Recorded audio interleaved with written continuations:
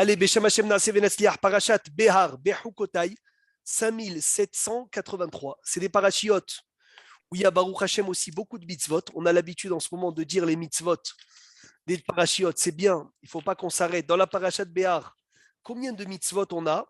Dans la parashat de Behar, il y a 7 mitzvot positives et 17 mitzvot négatives. Dans la parashat Behar. Dans Parashat Bechukotai, qui est le dernier parashat de Sefer Vaïkra, on a Baruch Hashem, je cherche avec vous, 7 mitzvot positives, donc 7 et 5 mitzvot lotaase. On démarre à Botaï Parashat Behar, on dit Vaïdaber Hashem el Moshe, Behar Sinaï, les morts. Magnifique.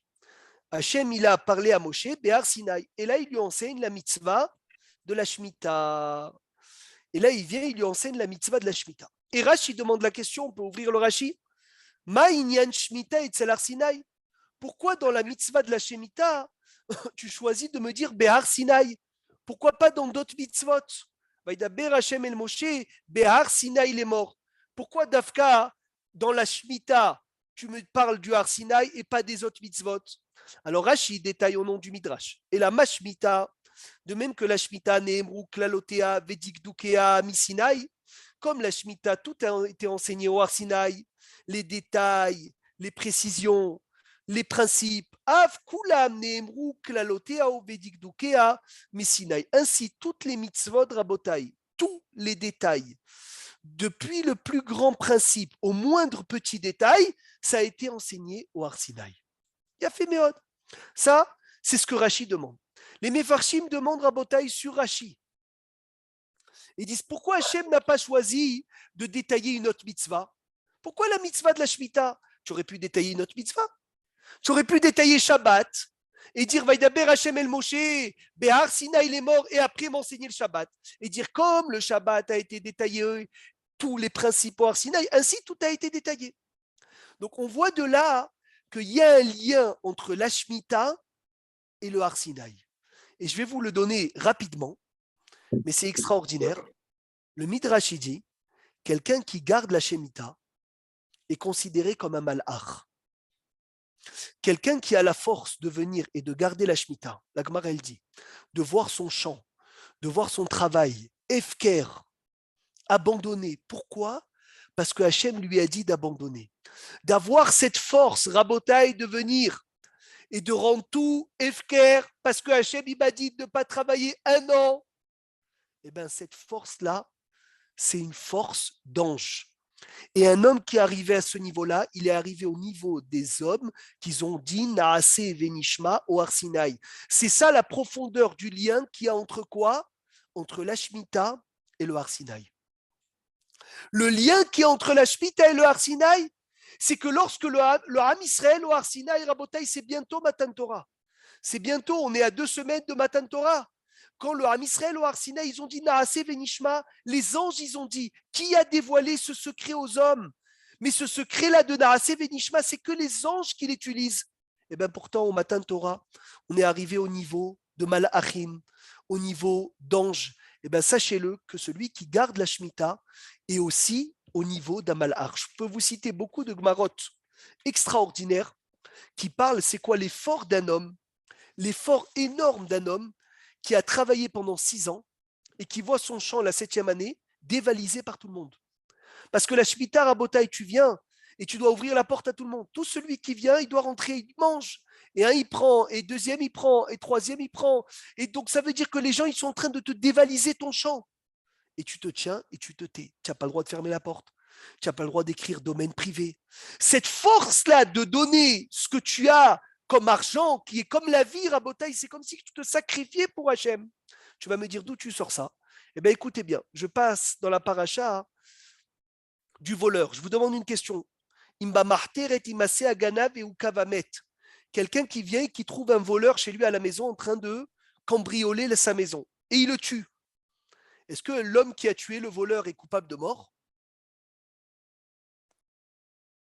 Oui ou non? Qui est présent? C'est possible de répéter? Je répète la question.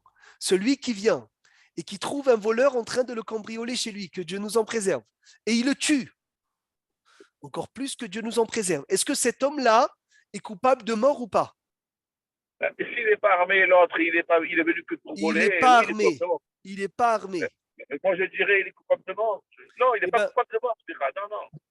pas souk dans la Torah. Imba Mais il peut Marte. pas savoir, peut-être qu'il était armé ou peut-être qu'il Alors, allait c'est ça. peut-être même. C'est ça le chidouche, parce qu'il y a écrit dans la Torah, Abba Leorgecha, celui qui vient te tuer, Ashkem Leorgo. Tue-le avant qu'il te tue. C'est une halakha. D'où cette halakha on l'apprend? Du voleur. La Gemara, elle dit, la Torah, elle dit, aucun voleur ne vient que pour voler. Pourquoi? Car le voleur, il sait qu'un homme ne restera pas sans rien faire quand on lui vole son argent. Donc, il sait qu'il va se défendre, quitte à se battre, quitte à donner sa vie. Donc, il se dit, moi aussi, je viens pour tuer. Donc, on voit à Rabotaï que l'argent, c'est la vie. Si pour quelqu'un qui est venu voler de l'argent, on peut le tuer parce qu'on l'a appelé Abba Leorgecha, il vient te tuer, pourtant il est venu que te voler. Mais on l'appelle Abba Leorgecha, c'est que quoi, Rabotaï? C'est que l'argent, c'est la vie. Comment on appelle l'argent? Comment on appelle l'argent? Damim, c'est quoi Damim? Le sang. Quoi? Le sang. Donc Rabotaï, cet homme-là qui a travaillé, qui a une récolte d'une année qui vaut très cher, et il le rend efker. Ben, c'est un malach qui a tué tous ses damim. Il n'a pas de sang, le malach. Il n'a pas de sang, il est comme un malach qui est venu, qui est prêt à tout abandonner pour la parole de Dieu. Et la Gemara, elle dit, Ve'ahavta et Adonai Elohecha, bechol levavecha, ou bechol nafshecha, ou bechol meodecha. Tu aimeras Hachem, c'est la Torah ça, de toute ta vie, de tout ton argent, de tout ton corps. La Gemara dans Masechet Brachot, sa Mechalef Amoudbet demande la question. Mais je ne comprends pas. C'est quoi le plus important, l'argent ou le corps? Alors, si la vie, c'est plus important que l'argent, dis-moi que Bechol Nafshecha. Et si je dois aimer Hachem de toute ma vie, c'est sûr que je vais l'aimer de tout mon argent. Et si l'argent est plus important que la vie, alors dis-moi que Bechol Meodecha. Vous n'êtes pas posé cette question? C'est une question énorme. Tous les jours, on lit 4 fois le schéma, 3 ou 4 fois le schéma par jour. 3 fois, non, une fois le matin, une fois le soir, une fois schéma à la mita. Et tu dis, Bechol levavecha ou Bechol nafshecha, c'est de toute ta vie, ou Bechol meodecha est de tout ton argent. Je ne comprends pas, Rabotaï. C'est quoi le plus cher pour un homme? L'argent, écris l'argent. C'est quoi le plus cher pour un homme? La vie, écris que la vie. Je n'ai pas besoin d'écrire les deux. La Gemara, elle répond. Parce que pour certains, c'est la vie, pour d'autres, c'est l'argent. Il y a fait. La Gemara, elle dit, certains, ils préfèrent leur vie que leur argent. Donc pour eux, on a écrit Bechol Nafshecha, et certains, ils préfèrent leur argent que leur vie. Pour eux, on a écrit Bechol Meodecha. Extraordinaire. Donc la vie, il y en a qui préfèrent leur argent que leur vie. Et ce bonhomme, pendant la Shemitah, il a pris son sang, donc tout son argent, et il a rend Efker, Rabotaï, total Efker, tout celui qui veut, qui prenne cette chose-là. Cette force-là, elle vient du Har Sinaï quand on a dit Naaseh Benishma. Ils expliquent nos maîtres. Le lien entre la Shemitah et le Har Sinaï, c'est quoi?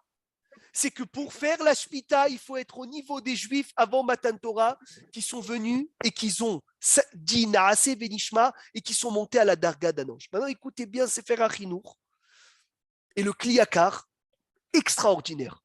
Je garde la Shemitah la 6e année. Comment je mange? Qu'est-ce qu'on va manger? Une année shabbatique, c'est facile à la faire quand tu es payé. Fais une année shabbatique si tu n'es pas payé. Alors, qu'est-ce que la Torah nous dit? Hachem donnera des plus beaux fruits. Elle multipliera par 3 la 6e année. Esther et Moshe, ils ont dit la même chose. Hachem, il va nous donner le shefa, l'abondance, la 6e année qui va suffire pour 7, 8, 9. Psh, extraordinaire. Baruch Hachem. Maintenant, Rabotai, c'est quoi la raison? Ouvrez grand vos oreilles. La raison, c'est pour qu'un homme, il se dise, voilà, j'ai travaillé 6 ans, j'ai eu ma parnassa. Je me suis arrêté de travailler, et j'ai toujours ma parnassa. Qu'est-ce que Hachem, il veut m'apprendre? Que même lorsque je travaille, c'est Dieu. Parce qu'après 6 ans de travail, il te vient des idées dans la tête que quoi? Que tu as travaillé, ma force, mon travail, mon argent.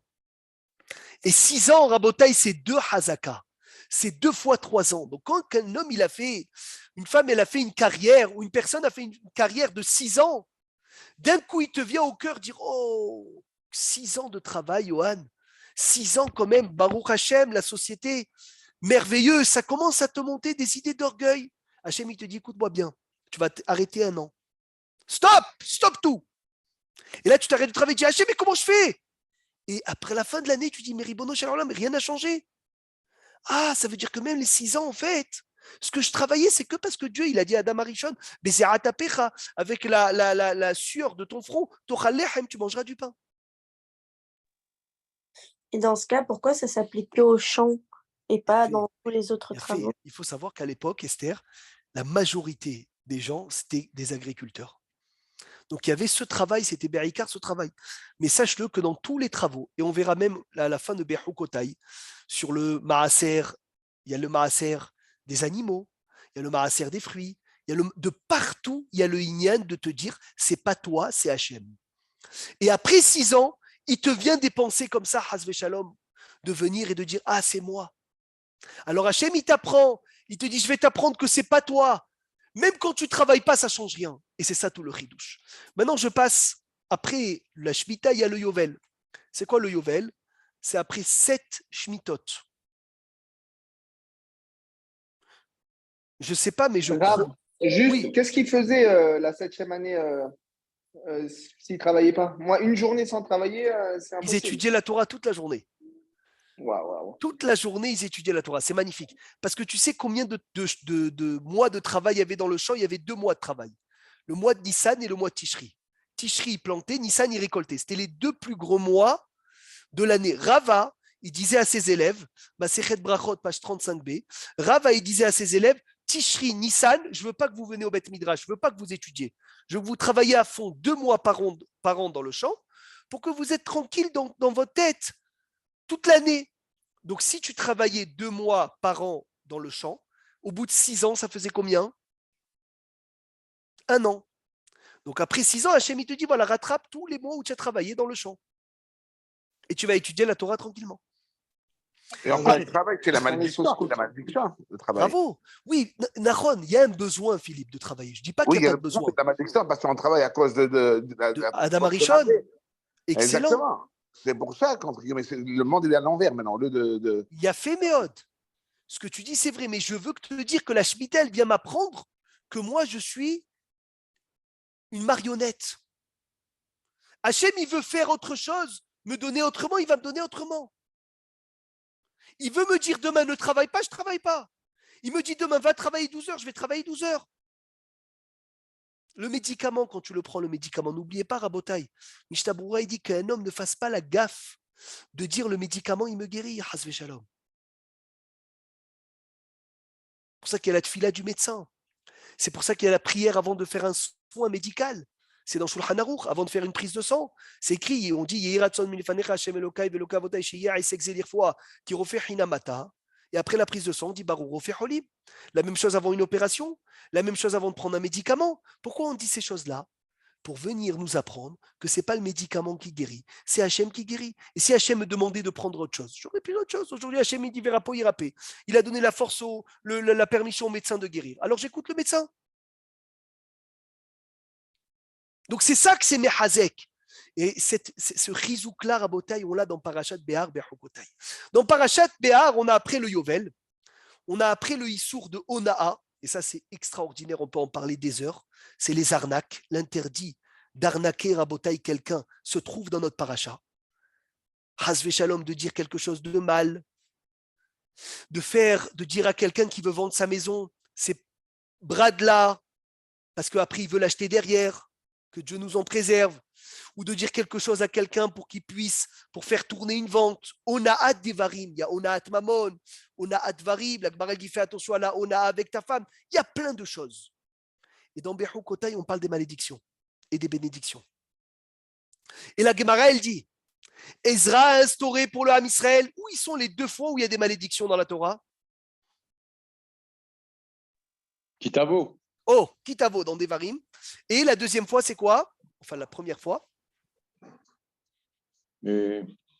Bechukotai. Et il dit Be'hukotai, c'est les malédictions de Vaïkra. Et Kitavo, c'est les malédictions de Devarim.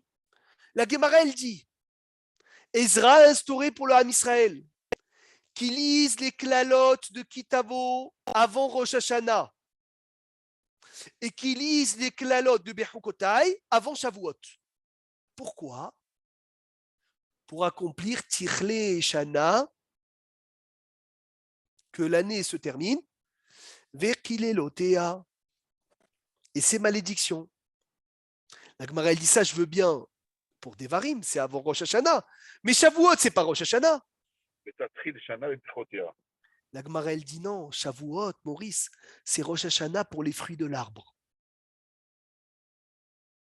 Shavuot, c'est Rosh Hashanah pour les fruits de l'arbre. Incroyable. Vous savez qu'il y a 4 Rosh Hashanah dans l'année? La Gemara, elle dit dans ma Masechet Rosh Hashanah, page 16.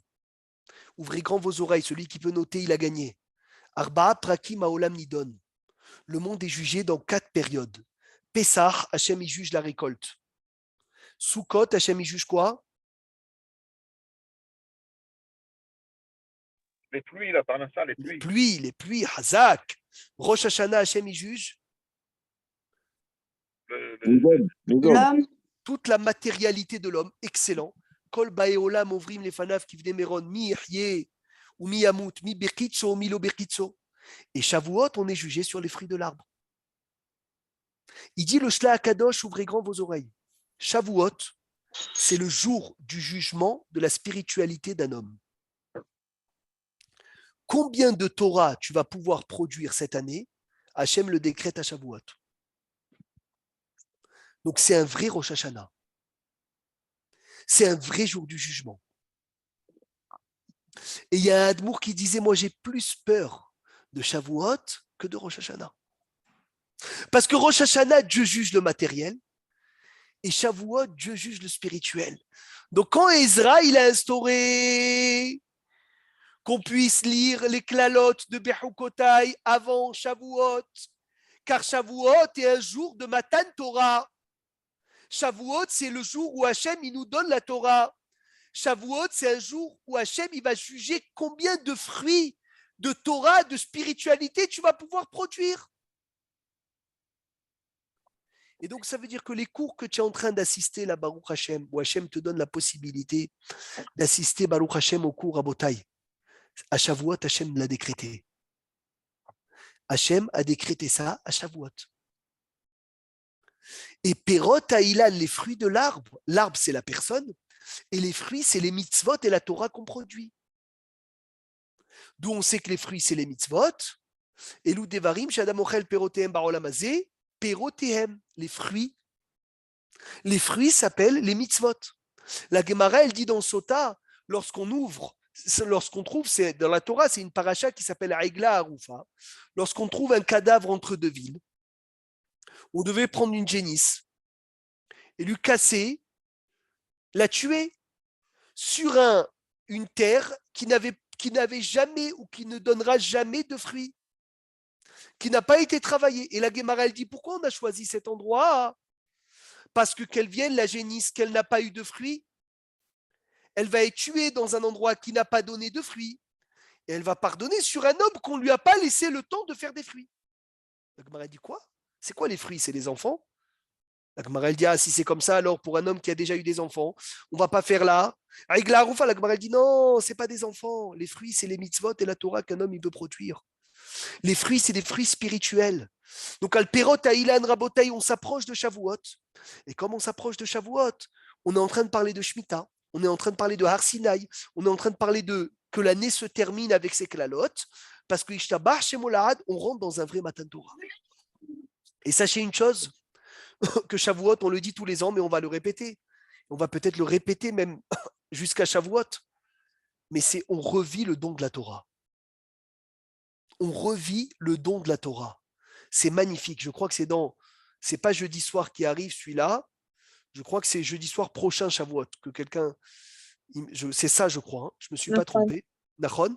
Et ben voilà, vendredi matin, Johanna, quand on va lire Matan Torah, on va lire Aseret Adiberot et dire à Véliach, c'est le vrai don de la Torah.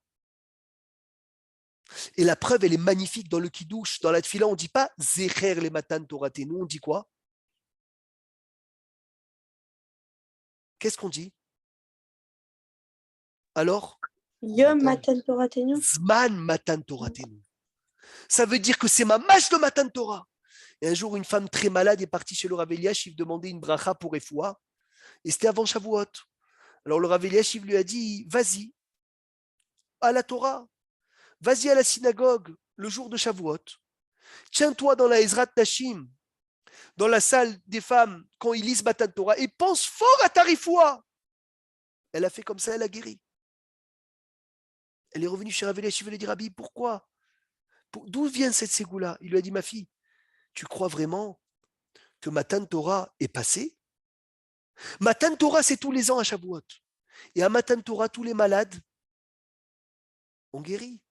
Alors toi aussi, tu as guéri Matan Torah, 5700. Extraordinaire, extraordinaire. On va assister à Matan Torah. Donc c'est ça, Tichle Shana avec Ilelotea. Maintenant, on peut démarrer le cours. Une fois qu'on a parlé de Onaa, Rabotai, le Issour de faire souffrir, c'est dans cette paracha. Onaa Devarim. Écoutez bien. Betzivouy ala Issour, Léonot, Nichlal Gam Issour al Onaa Devarim. Dans le Issour de faire du mal à quelqu'un avec l'argent, ça veut dire lui voler son argent, puisque tout dépendait du Yovel, du jubilé. Alors quand tu vendais une maison pour 20 ans, le prix était de 20 ans, et quand tu la vendais un an avant le jubilé, le prix était d'un an. Donc Rabotai, il y a le Issour d'arnaquer, que des gens, ils venaient, Hasve Shalom, ils te disaient, tiens, cette maison, je te la vends, alors que dans quelques années, il a récupéré, et il la vendait au prix fort. Combien il y a, cette halakha, elle est importante, on doit la détailler des fois quand tu es commerçant et tu vends quelque chose qui est cassé, qui ne tient pas très bien, ou tu es en train de cacher à l'acheteur, à Botaï, c'est les défauts de la chose, c'est Onaa. Issour de Oraïta, de Onaa, de faire souffrir quelqu'un dans son argent. Et ça, c'est des psukim clairs dans la Torah. Et c'est écrit Veyareta Melokecha, crains Hachem, parce que Hachem, c'est exactement la raison pour laquelle tu fais ça. Et c'est exactement la raison pour laquelle tu dis cette phrase-là. Mais il y a aussi Onaa Devarim. Assour les Adam, les Aknit et Havero, d'embêter son ami par des paroles. Ou la tête loaitsa chez Ena Ogenet, ou de venir à Botaï et de lui donner un conseil mauvais. On a dit de rappeler à un converti qu'il était goy, ou de rappeler à un Baal Tchouva à l'époque qu'il était non religieux. Tout ça, ça s'appelle Onaat Devarim. C'est des halachot qu'on peut rencontrer tous les jours. Quelqu'un il vient à la synagogue ce matin, il met les téphilines. Et tu dis, hey, qu'est-ce que tu fais le religieux, toi? Tu as vu où tu étais la semaine dernière? Calme-toi! C'est Onaa, Issour de Oraïta. Comme il y a Onaat Mamon, il y a Onaat Varim. Il y a faire souffrir quelqu'un, ça veut dire que tu l'as arnaqué, tu lui as volé de l'argent. Et bien il y a aussi Rabotai, Onaa de paroles. Et sachez-le, les halachot des paroles, ils n'ont pas de fin. Péléyoetz, il dit, quand tu demandes quelque chose à quelqu'un, et il te le donne, mais ce n'est pas de cœur, tu sens qu'il n'est pas à 100%. D'accepter cette chose-là, c'est Avag Gezel, c'est une poussière de vol. Tu as tellement insisté qu'il a dit, prends-le, tu m'as saoulé, vas-y, prends. C'est sourd aussi avec les paroles, ça s'appelle Avag Gezel. Donc regardez combien il faut faire attention avec les paroles. Des fois, tu as fait sortir de la bouche de quelqu'un quelque chose de la bouche qui ne voulait pas sortir, mais tu l'as tellement pris la tête qu'il n'en pouvait plus. Fais attention, on a des varim. Mais ça, c'est de la convoitise. Ben, ça ressemble aussi, il dit, ça s'appelle Ava Gezel, c'est-à-dire c'est pas du vol, Gamour. Pourquoi? Parce qu'il te l'a donné, Bassof. Mais c'est Ava Gezel parce que tu lui as forcé à te le donner. Il y a des choses qui peuvent s'appeler Hamas. Hamas, c'est quelqu'un qui oblige quelqu'un à vendre. Il y a des choses qui s'appellent Lachonara, il y a des choses qui s'appellent Avak Lachonara. C'est quoi Avak Lachonara? Une poussière de Lachonara, écoutez bien. C'est une phrase qu'on peut comprendre dans les deux sens. Exemple, Rafet Sraïm, il dit dans Shpirat Alashon, quelqu'un, tu me demandes où est-ce qu'il y a du bois? Où est-ce que je peux trouver du bois? Tu me dis, ah, va chez telle famille, ils cuisinent tous les jours, ils font que cuisiner là-bas. Ça peut être, Baruch Hashem, c'est une famille avec beaucoup d'enfants, Ben Porat Yosef, ils cuisinent beaucoup. Ou ça peut être, c'est des gens qui adorent remplir leur ta'avot, ils font que manger. Donc c'est Avak, la Shonara. il y a Avak, Gezel, il y a Onaat, Devarim, il y a Onaat, Mamon, Rabotai, c'est notre paracha. Maintenant, écoutez bien. Là, je vous lis la Gemara parce que c'est incroyable. La Gemara dans Baba Metzia, et la Gemara, elle dit après, bon, ça c'est d'abord Rashi, il dit, Alken Mosifa Torah, Veyareta me Elohecha. Crains Hachem. Pourquoi? Akadosh Baruch Hu Yodea Kol Ma Shebelibo Shel Adam. Quand tu as donné un conseil, on ne sait pas s'il est bon, il n'est pas bon.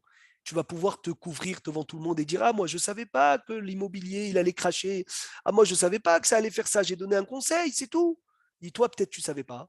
Les gens, ils vont dire le pauvre, il ne savait pas. Mais Veyareta Melokecha fait peu. Il faut craindre Hachem. Que Hachem, il sait exactement ce qui se cache dans ton cœur. Maintenant, la Gemara, elle dit Rabotai, entre Onaat Mamon et Onaat Varim. C'est pélé cette Gemara. Masechet Baba Metzia, page 58b. Il y a arnaquer quelqu'un dans l'argent, et il y a le faire souffrir dans son argent, et il y a le faire souffrir dans les paroles. Omeret Agmara, Isur Onaat Devarim. L'interdiction de faire souffrir quelqu'un avec des paroles. Hamour, mais Onaat Mamon. C'est pire que Onaa d'argent. Chez Zebe Mamono, Vezebe Goufo. Un, tu lui as volé de l'argent, tu peux le rendre. Et un, tu lui as volé, tu lui as pris, tu l'as rendu triste. L'onitan le hachif, tu ne peux pas lui rendre. Donc, Rabotai, combien doit faire attention? Et la Gemara, elle dit là-bas dans la suite, Léolam Adam Zahir Beona Atishto. Fais attention comment tu parles à ta femme, parce qu'elle peut pleurer rapidement.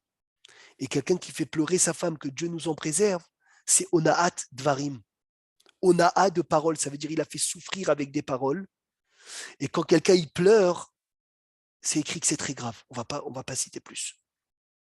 Chez Mitor, chez Dimaata Metsuya, puisque elle pleure rapidement. Donc la Gemara, elle dit, la punition peut être grande parce que quand Hachem il voit quelqu'un pleurer, c'est chamour. C'est pour ça qu'il faut faire attention à la onaa d'une orpheline, d'une almana, d'une yétoma, que Dieu nous en préserve, que c'est des gens que la Gemara, vaut mieux même pas lire ce que la Torah elle dit, c'est tellement que c'est atsum, cette onaa de quelqu'un qui est betsar. Et donc la Gemara, elle conclut là-bas, elle dit, en abracha metsuya betorbeto shel adam et la bisrut ishto. La bracha se trouve dans un homme que grâce à sa femme. Donc fais attention. Si elle t'emmène toute ta bracha, fais attention comment tu lui parles. C'est elle ta bracha.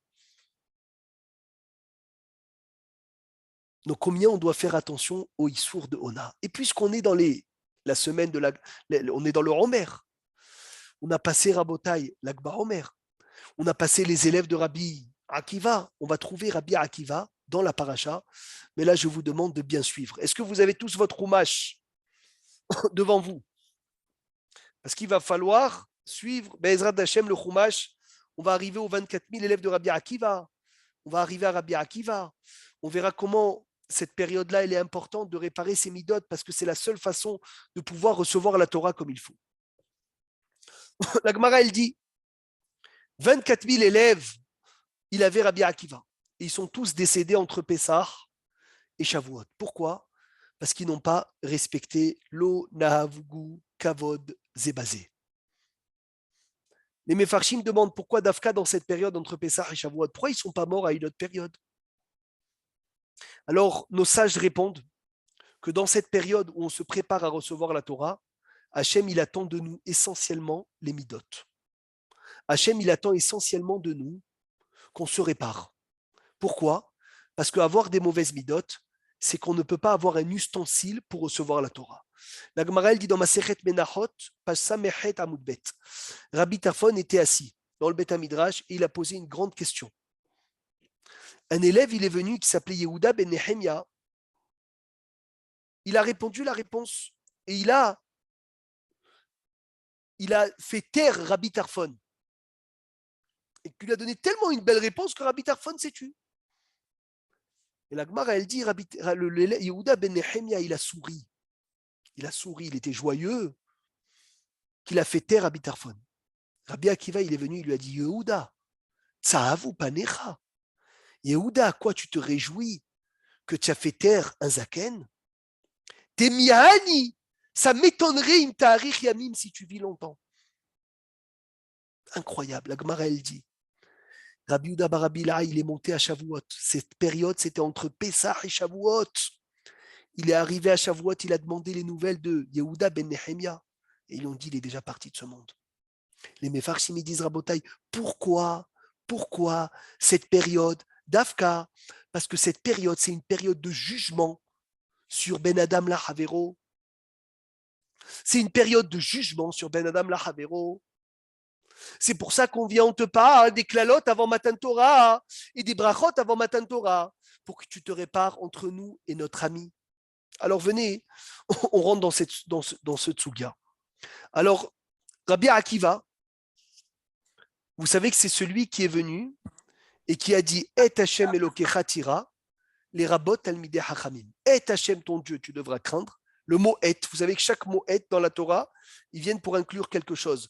Kabed et avicha ve et imecha, ça vient pour inclure qui? Et. Alors, qui suit? Chaque mot dans la Torah où c'est écrit et, on vient inclure quelqu'un. Kabed et avicha, ça vient inclure quelqu'un. Et imecha, ça vient inclure quelqu'un. Ve'avta et Adonai Elohecha, ça vient inclure quelqu'un. Pas les beaux-parents? Un père, une mère. Qui a dit les beaux-parents? Les beaux-parents de. Mais c'est quoi Les les beaux-parents? C'est quoi les beaux-parents? Les parents de sa femme? Non, Ah non, c'est pas ça les beaux-parents. c'est pas ça. Les Ah, beaux-parents. alors c'est le deuxième mari, deuxième femme. Chazak o Baruch. Gemara dans Ktubot. Kabed et avicha, honore ton père. En français, ça ne se traduit pas et. C'est pour ça que j'ai du mal à. Et avicha, on aurait dû dire kabed avicha. Veimecha. Pourquoi avoir besoin de dire et? Alors, et avicha, c'est pour inclure le mari de la mère. Ve et imecha, c'est pour inclure la femme du père. Donc, le Pourquoi mot c'est pas- et. Ouais. Quoi, Philippe? Là, c'est ça, c'est-à-dire que c'est les parents du bord, c'est ça? Ou deuxième pourquoi mariage. Oui, pourquoi tu vas chercher si loin? Pourquoi c'est pas directement les beaux-pères ou la belle-mère? Pourquoi tu vas chercher si loin? Alors, le beau-père et la belle-mère, on l'apprend d'un autre mécor, de Yitro. Ah, d'accord.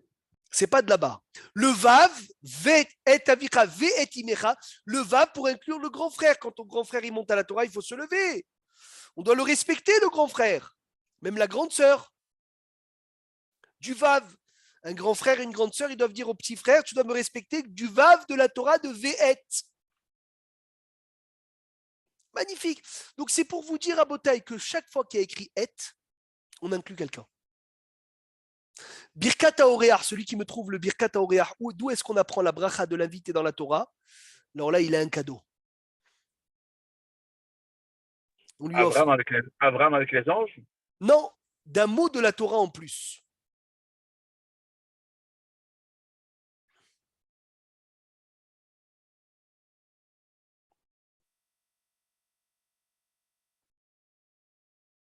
Alors, Ve'achalta, ve'savata, ou berachta, et Hashem Elokecha. Et, tu béniras et Hashem, ton Dieu, pour inclure qu'il ne faut pas bénir que Hashem, il faut bénir celui qui t'a invité. Tu sais que c'est écrit dans Mishnah Berurah. Ve'achalta, ve'savata, ou berachta. Et du et, ils ont inclus Birkat HaOreach. Chaque mot de la Torah, il n'y a pas un mot qu'on peut dire il sert à rien. C'est impossible. Il y a un rabbin dans le chasse, il s'appelait Shimon à Hamassouni. Il a fait la dracha de tous les hets de la Torah. Tous les hets, chaque fois que c'est écrit et Bereshit bara Elohim, et Hashamaim, ve et Haaretz. Il a inclus le et Hashamaim, le et Haaretz. Il a inclus des drachot énormes. Jusqu'à qu'il est arrivé à et Hashem Elokecha tira. Et, Aleph Tav, Hashem ton Dieu, tu devras craindre. Il s'est arrêté. Il a dit, je ne peux plus. Les élèves lui ont dit, Rabbi, alors? Et tous les hêtes que tu as fait? Il a dit, je mets tout à la Gniza. J'annule tout. C'est incroyable ça. C'est incroyable. Botaï, cette Gemara, elle est incroyable. Et Hachem Elokecha tira, il a dit, je tremble. Parce que si je mets quelqu'un, si j'inclus quelqu'un, ça veut dire que je le mets au même niveau qu'Hachem. Je ne peux pas. Ça veut dire que c'est pour ça qu'il y en a certains qui ne sont pas d'Oresh, le Het. C'est pour ça que bravo. L'Odorshim est à Et. Et ils ont dit, il a dit Keshem Shekibalti Srar à la Drisha. Comme j'ai reçu un salaire sur mes efforts d'expliquer les hêtes, car Ekabel Srar à la Périsha, je vais recevoir un salaire que je me retire. Acheba Rabbi Akiva Vedarash, qui nous a tout débloqué? C'est Rabbi Akiva. Rabbi Akiva, il est venu, il a débloqué tous les hets de la Torah parce qu'il a débloqué celui qu'on n'arrivait pas à Edoresh. Et Hachem Elokecha tira. Et Hachem, ton Dieu, tu devras craindre. Les rabbot Talmidei Hachamim pour inclure qu'il faut craindre les érudits en Torah comme Hachem. C'est Rabbi Akiva qui a été Doresh ce het. Et c'est l'élève de Rabbi Akiva qui dit Veillez Mora Rabbecha, que la crainte de ton maître soit Kemora Shamaim, comme la crainte du ciel. Il dit le Ben Ishai, d'où est-ce qu'il est venu Rabbi Akiva? Acheba Rabbi Akiva, jusqu'à qu'il est arrivé Rabbi Akiva. Alors j'ai lu dans les cours de Rav Rosenblum, Shlita, il ramène une merveille de Chidouche. Et là je vous demande de vous accrocher. D'où est-ce qu'il est arrivé Rabbi Akiva pour venir et être Doresh, et Hachem Elokecha tira, les rabbot Talmidei Hachamim. Et Hachem, ton Dieu, tu devras craindre, pour inclure. D'où tu es venu pour dire une chose pareille? Alors regardez bien. Regardez bien, on a parlé Baruch Hashem la semaine dernière de Rabbi Meir Balanès. Le rave de Rabbi Meir Balanès était Elisha ben Avouya. Ce Elisha ben Avouya, il est rentré au Pardes. La Gemara, elle dit 4 sont rentrés dans le Pardes. Ben Azaï, Ben Zoma, Aher, c'est Elisha ben Avouya. Rabbi Akiva, Ben Azaï a regardé ce qu'il ne fallait pas voir, il est mort. Ben Zoma a regardé, il est devenu fou.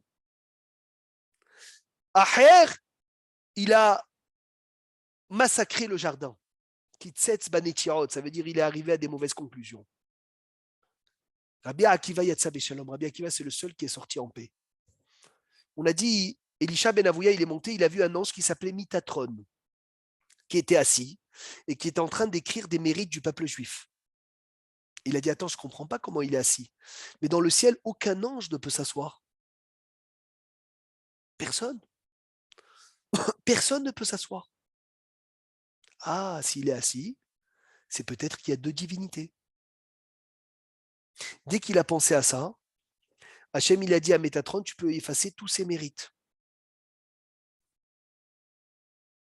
Et il a pris Hachem Métatron et il lui a frappé 60 boules de feu. Et il lui a dit, pourquoi quand tu as vu Elisha ben Avouya, tu ne t'es pas levé? Et après, Elisha ben Avouya, il est parti avec la prostituée le jour du Shabbat, on l'a raconté l'histoire. Il est sorti Rabbi Akiva du Pardès. Et il a dit, vous imaginez qu'on a frappé un ange parce qu'il ne s'est pas levé devant un Talmid Chacham. On a frappé un ange parce qu'il ne s'est pas levé devant un érudit. Il a dit, si Hachem, il a frappé un ange parce qu'il ne s'est pas levé devant Elisha ben Avouya, je vais faire la dracha de Et Hachem Elokecha tira pour inclure les Talmidei Hachamim, pour inclure les érudits en Torah. Rabbi Akiva nous a appris le kavod. Rabbi Akiva nous a appris combien il faut respecter la Torah. La Gemara, elle dit, Rabbi Ouda Nassi, il a demandé à Rabbi Ishmael, comment est-ce que les riches en Israël sont devenus riches? Par quel mérite ils sont devenus riches? Il lui a dit, Soni, parce qu'ils font le maaser. Le maaser avant se faisait que sur la récolte. La récolte qui avait le maaser, c'était qu'en Israël. Et la Torah, elle a dit, aser, te aser, aser, bishvil, shetita asher.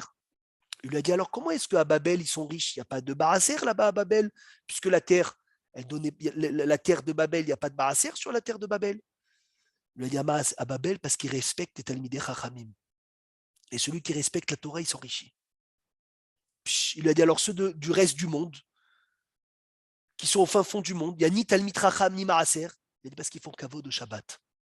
Et celui qui fait kavod au Shabbat, il s'enrichit. Donc tu as le Maaser, tu as le kavod de la Torah, tu as le kavod du Shabbat. Maintenant, écoutez bien, Rabotai, dernière partie de Parashat Bechukotai. Et je vous demande d'avoir un Chumash, parce qu'on l'a déjà dit, et c'est merveilleux, Chidouche de Rabbi Shimshon de Astropoli. Je suis dans Parashat Bechukotai. Celui qui veut se régaler, danser, bémet danser. Il ouvre Perek Kavzaïn, Pasuk Lamed Bet. Lève. Amen. La Torah, elle dit Vechol Ma'asar Bakar Vatson. Quand tu as un troupeau. Et donc, tu dois faire le Ma'aser de quoi? Du grand bétail et du petit bétail. Kol Asher Ya'avor Tahat Hashavet, tout ce qui passe sous un bâton. Tu dois faire un enclos, faire passer ton troupeau et les faire passer sous un bâton avec de la couleur. À Assyrie, le 10e, Yekodesh Lachem. C'est Kadosh pour Hachem. Comment on a dit le bâton? Qui a écouté le verset? Kol Asher Ya'avor Tahata. Etz. Non. Tahata Shavet. Shavet, c'est un bâton. Qui me dit que Shavet, c'est un bâton? Alors, Shivtecha ou Mishantecha, ton bâton Hachem avec lequel tu m'as donné des épreuves. Hema Yenahamouni, Mizmor les David. 57 mots. Zan, celui qui le lit à la Séouda, il ne lui manquera pas de Parnassa toute sa vie. Zan 57, comme les 57 mots de Mizmor les David, Hachem Ro'i le Hersar. Shivtecha, Shevet, c'est un bâton.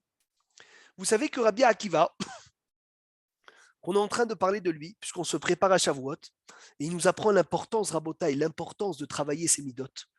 Parce que sans travailler ses midot, il dit Rabbi Haïm Vital, sans midot, il n'y a pas de Torah. Sans travailler ses midot, il n'y a pas de Torah. Rabbi Akiva était un des 10 martyrs. Pour pardonner qui?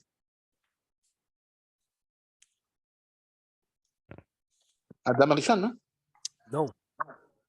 Pour pardonner qui? Moshe Rabbeinu. Non, les 10 martyrs. Les frères de Yosef. Les frères de Yosef, bravo. Philippe. C'est pas les Gilgoul?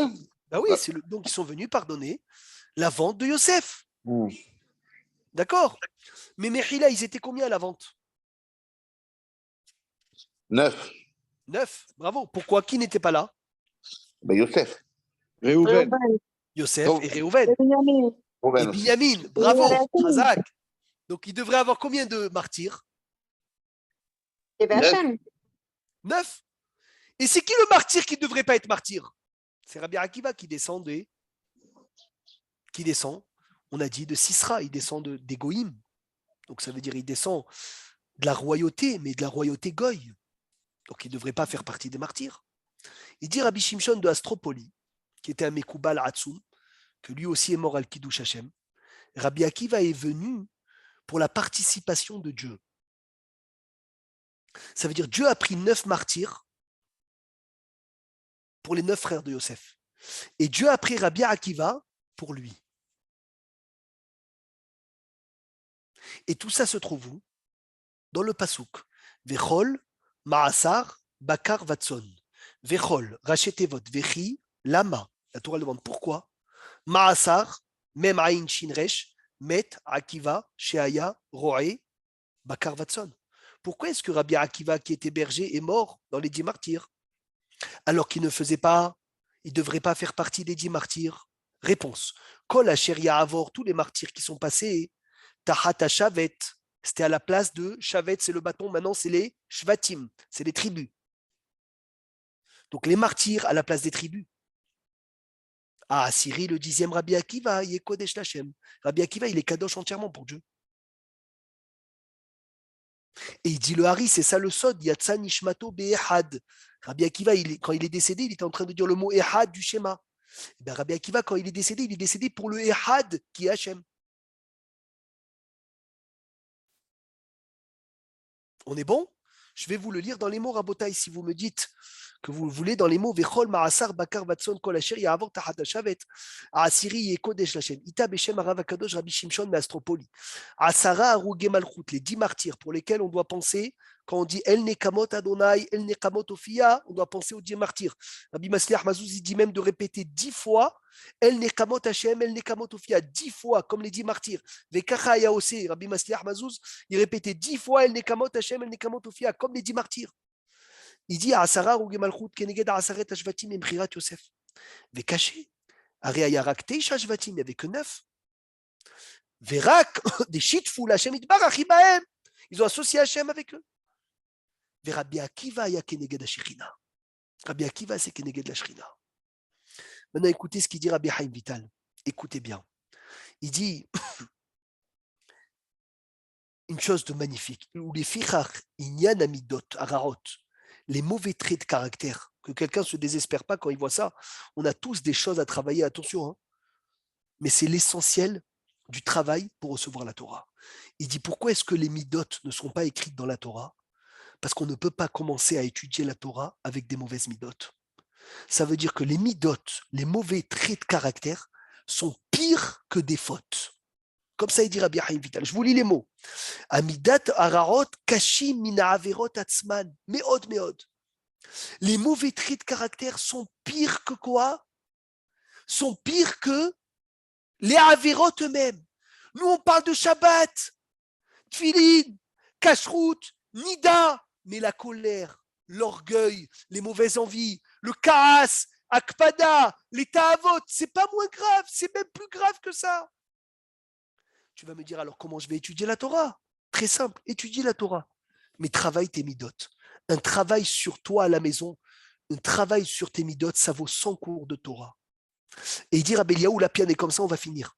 Quand un homme il va acheter une maison chez un kablan, chez un promoteur immobilier, et il lui dit, je veux le 3e étage. Alors il lui montre le plan du 3e étage. Magnifique. Il a dit, je ne comprends pas pourquoi il ne lui montre pas les bases de l'immeuble. Pourquoi il ne lui montre pas le socle, les profondeurs, comment est-ce qu'ils ont creusé? Pourquoi tu me montres que le 3e étage? Montre-moi le yesod. Le yesod, comment est-ce que ce binyan, il est en bas? Est-ce il tient ou pas? Il a dit, non, mais je n'ai pas besoin de te montrer ça. C'est parce que s'il y a un 3e étage, c'est sûr qu'il y a un yesod à ce binyan. Parce que si je t'achète le 3e étage et il n'est pas bien fondé en bas, il n'y a pas de 3e étage. La Torah, elle veut t'apprendre les halachot. Elle veut t'apprendre les lois. Mais si tu n'as pas le yesod en bas, si tu n'as pas les bases de la Torah qui sont les bonnes midot, la Torah, elle ne tient pas. C'est pour cela qu'encore une fois, Béar, Bechokotai, Rabotai, on travaille encore nos midot. Et Rabbi Akiva, il nous fait encore travailler nos midot. Et tout ça pour qu'on arrive à se travailler. Et même si quelqu'un va se travailler qu'un petit peu, c'est déjà bien. Mais sachez une chose, qu'on est en route vers Matan Torah et pas vers un souvenir de la Torah. Amen. On est en route vers le vrai don de la Torah. Et puisqu'on est en route vers le vrai don de la Torah, il y a qu'on puisse être zoché de se travailler nos mauvaises midot. Et Baruch Hashem, on en a chacun. Amen. Il ne faut pas être triste de ça, parce que sinon on serait des anges. Et on ne veut pas être des anges, on veut être des hommes. Et ben on en a. Et ben ces mauvaises midot, il y en a que c'est plus la colère, il y en a que c'est plus les ta'avot, il y en a que c'est plus les marchavot. Chacun il a ses mauvaises midot. Et Baruch Hashem, qu'on puisse tous venir et les transformer. Et Rashbi, il a dit, Rabbi Shimon Bar Yochai dans le Zohar, il a dit, il y en a qui dégagent la lumière. Écoute bien ça, Sony. Il a dit, il y en a qui dégagent la lumière, l'obscurité. Il a dit, moi je prends l'obscurité, je l'inverse en lumière. Voilà la force de travailler ces mauvaises midot. Hazak ou Baruch, Shabbat Shalom, mon Borach.